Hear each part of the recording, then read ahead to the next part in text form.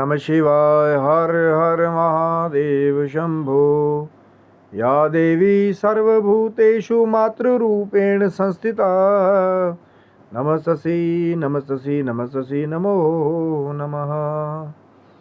जय माता दी। हर हर महादेव। मित्रों, भगवान शिव की माँ जगदम्बा की कृपा से जो महास्तंभन शक्ति है, जो अपने शत्रुओं को स्तंभित करने की शक्ति जो है, सामर्थ्य रखती है, वो माँ का स्वरूप आज भगवान शिव की माँ जगदम्बा की कृपा से हम लोग चर्चा करेंगे।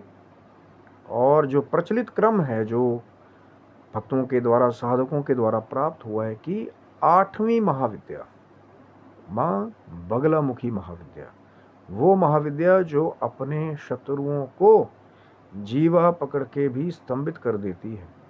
जैसा कि बहुत पुराने चित्रों में आपने देखा होगा कि माँ जो है वो राक्षस की जीवा पकड़ करके जो है स्तंभन क्रिया के द्वारा फिर उस राक्षस का अंत करती है।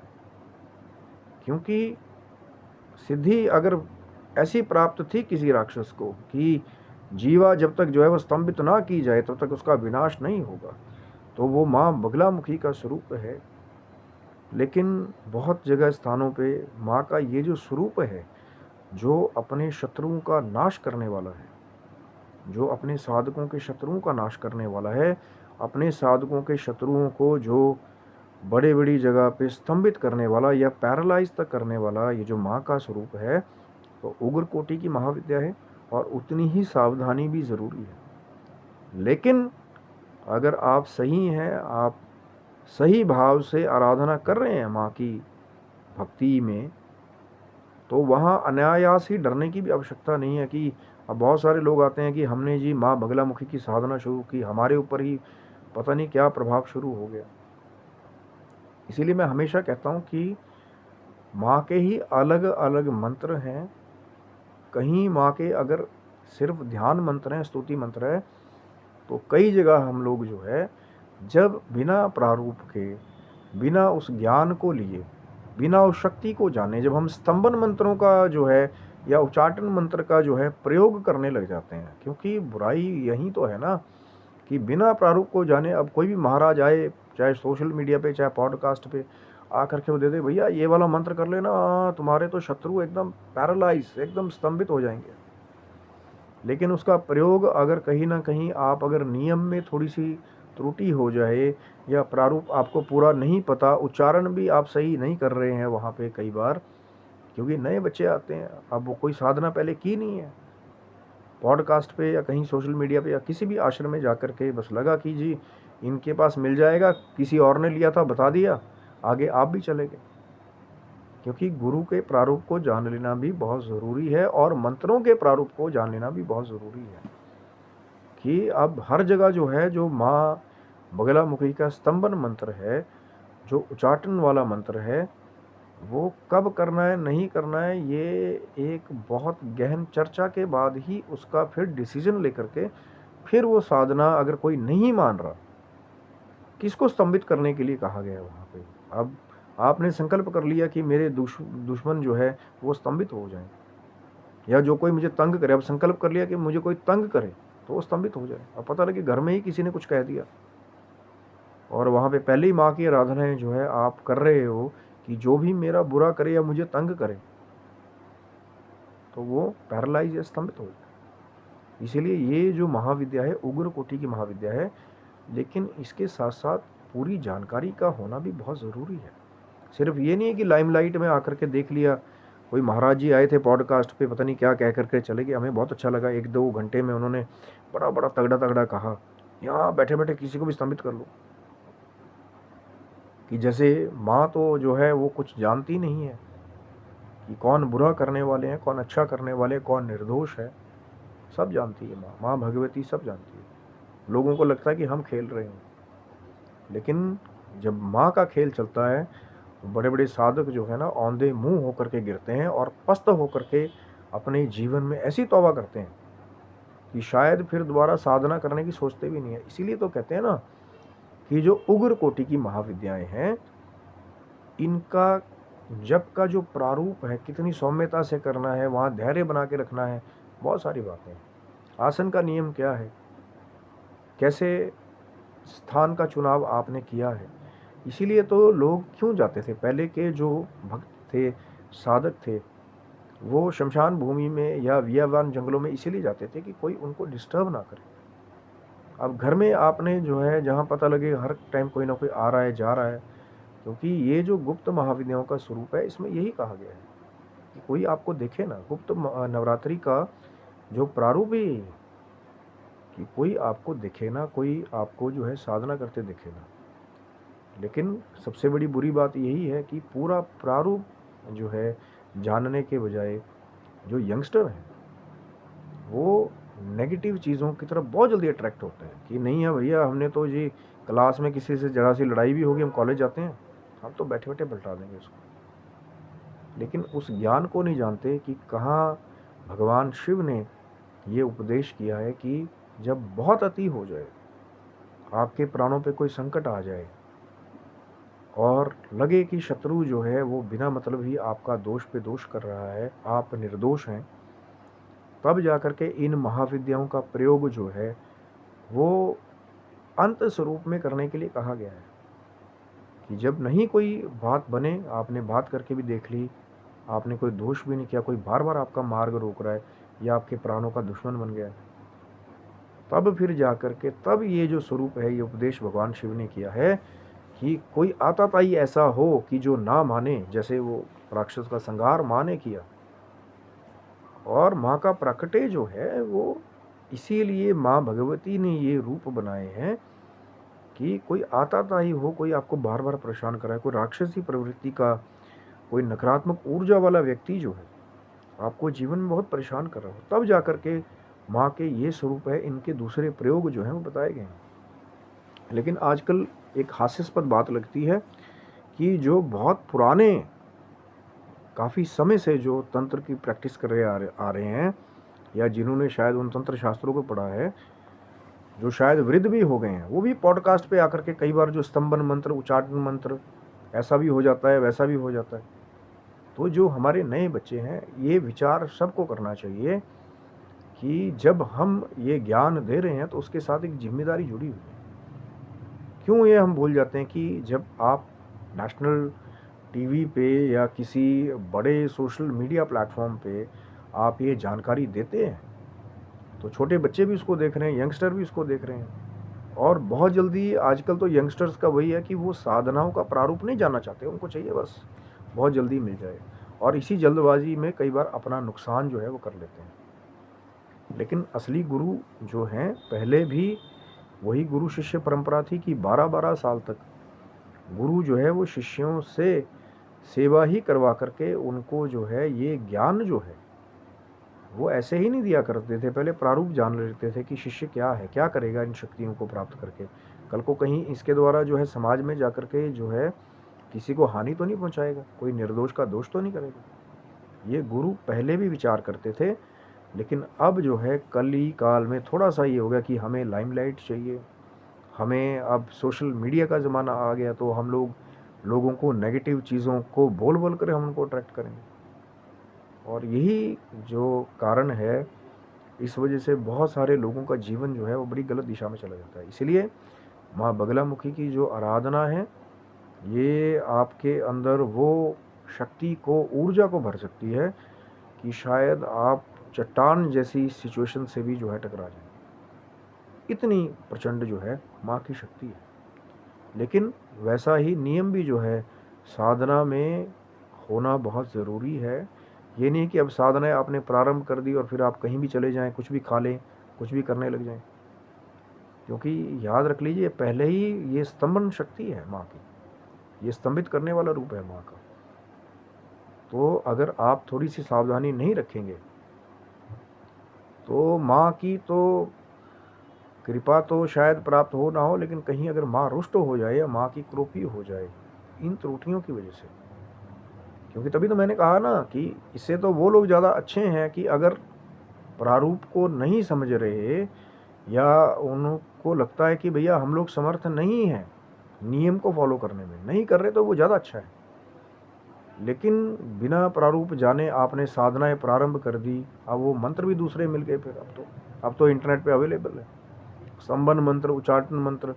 माँ बगलामुखी के अगर आप सर्च करेंगे इनके बारे में, मंत्र के बारे में, तो माँ का ध्यान मंत्र जो है, जो मैं आपको वीडियो के अंत में ज़रूर दे करके जाऊँगा, जिसके द्वारा आप माँ का ध्यान करके माँ की ऊर्जा की वो जो कृपा है वो प्राप्त कर सकते हैं कि किसी भी टफ सिचुएशन में जो है वो आप जो है वो खड़े रहेंगे। आप चट्टान की तरह, वो मजबूती आपके अंदर रहेगी कि सब कुछ कर पाएंगे। आप लड़ भी पाएंगे इस सिचुएशन के साथ, आप अपने हथियार भी नहीं डालेंगे, वो सब कुछ कर पाएंगे। लेकिन साधना, आराधना, योग बहुत ज़रूरी है। और नियम जो है खाने पीने का भी इसमें बहुत ज़रूरी है।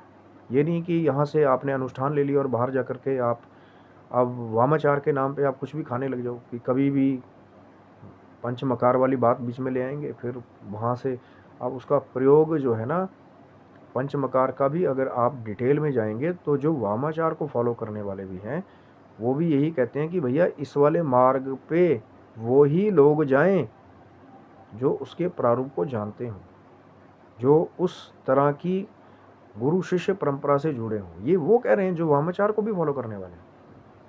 लेकिन जो हमारे जैसे हैं, मैं हमेशा कहता हूँ कि सात्विक प्रारूप भी है।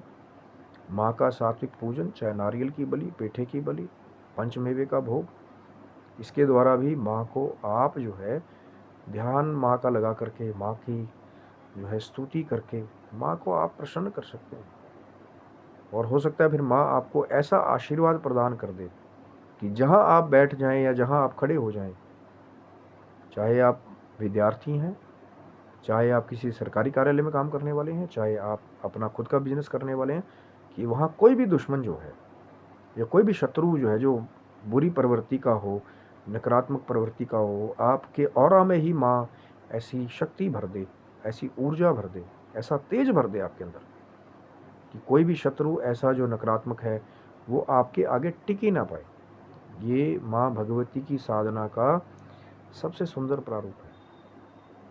ये आप साधनाएं करते रहेंगे, आपको पता भी नहीं लगेगा कि कब ऊर्जाएं जो है, जो कुछ चक्र है हमारे शरीर में, गुप्त कुंडलिनी की जो शक्ति है, महान शक्ति है।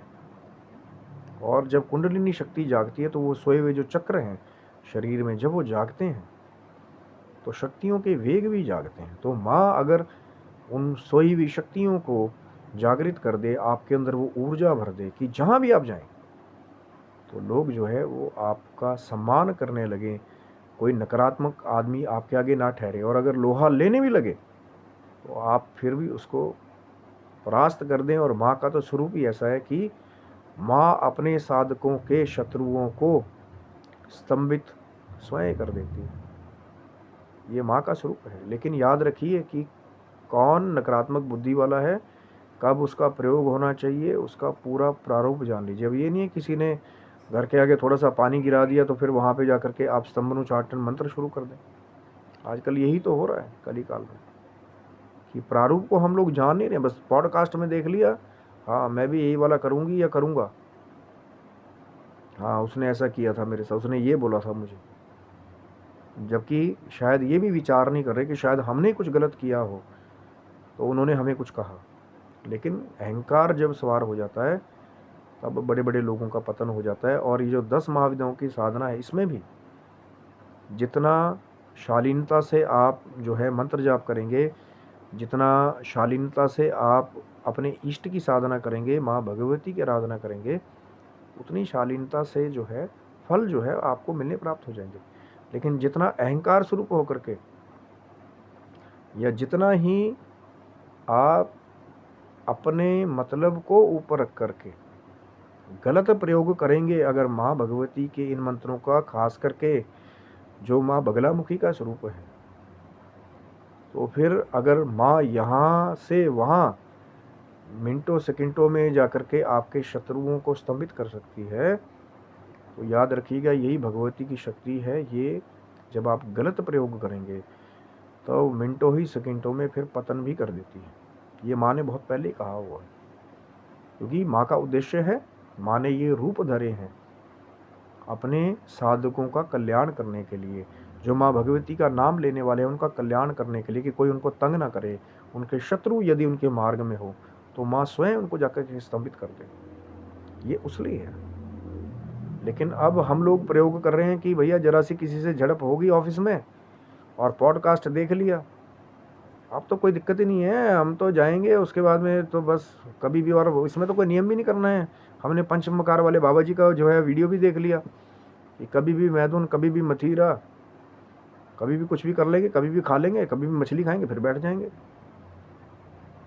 लेकिन उसके प्रारूप को जान नहीं रहे ना कि अब मैंने क्या कहा, कुछ वामाचारी, मैं गलत सही वाली बात बिल्कुल यहाँ से नहीं कर रहा कि क्या सही है क्या गलत है, अलग अलग पद्धतियाँ हैं।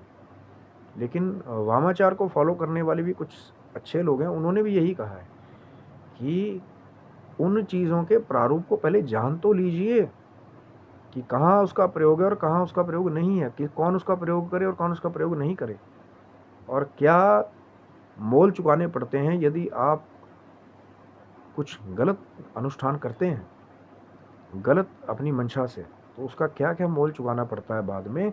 ये पूरा ज्ञान प्राप्त कर लेना बहुत ज़रूरी है। कई बार तो बस मैं देखता हूँ कि नए यंगस्टर्स को तो बस चाहिए, उनको ये भी नहीं पता कि हम लोग ये प्रयोग करेंगे तो उसके विपरीत में हमें क्या मिलेगा, क्योंकि ये प्रकृति है, जैसा आप देंगे वैसा ही प्रकृति जो है घुमा फिरा करके आपको जो है वापस कर देगी।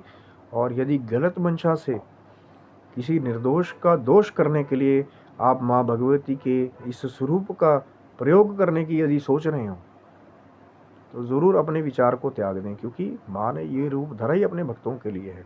कहीं आपने यहाँ से गलत प्रयोग किया और जिसके पर कर रहे हो यदि वो भगवान शिव का और माँ शक्ति का सम्मिलित कृपा पात्र हुआ तो फिर सोच लीजिए महाराज कि फिर रिवर्स बैक जो है ना बहुत जल्दी आता है।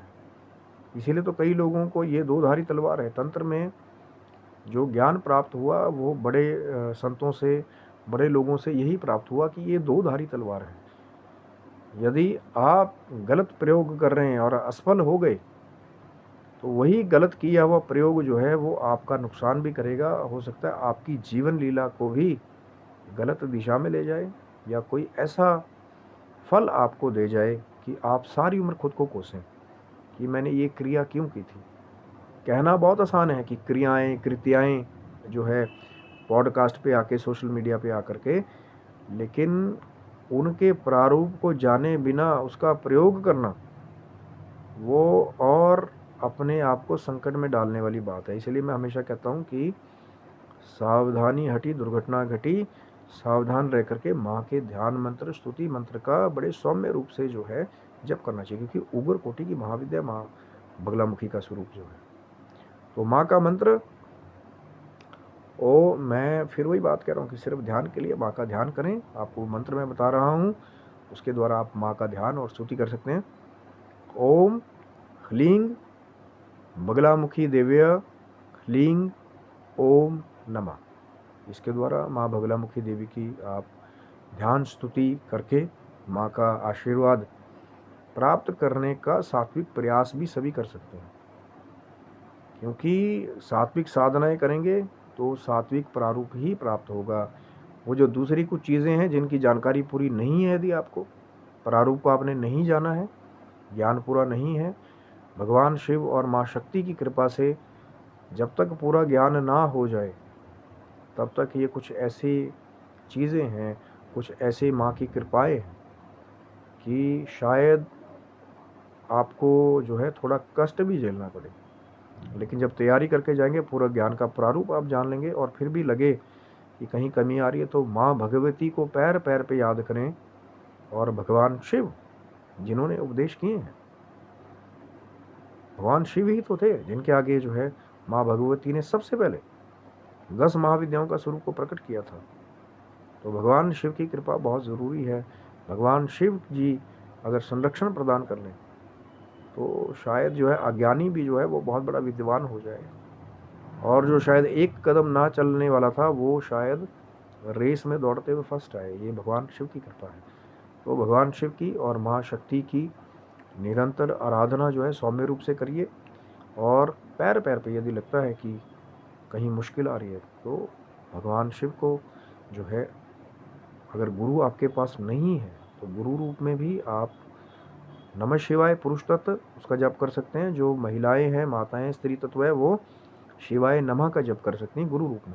यदि गुरु है तभी भगवान शिव की कृपा जो है प्राप्त करें। उसके बाद फिर माँ का प्रारूप, माँ के साथ जुड़िए। माँ की साधनाओं का प्रारूप बहुत सुंदर है और प्रचंड वेग है, प्रचंड शक्तियाँ हैं जो साधकों के शत्रुओं को बैठे बैठे स्तंभित कर दे। ऐसी महाविद्या है माँ बगलामुखी महाविद्या। तो आगे भी चैनल को सब्सक्राइब रखें। जो बची हुई 2 महाविद्याएं हैं उनके बारे में भी चर्चा करने की आगे कोशिश करेंगे। और जो पहले से वीडियोस महाविद्याओं के बारे में शिव शक्तोहम चैनल पे हैं, वो आप वहाँ पे भी जा कर के उनका भी लाभ ले सकते हैं।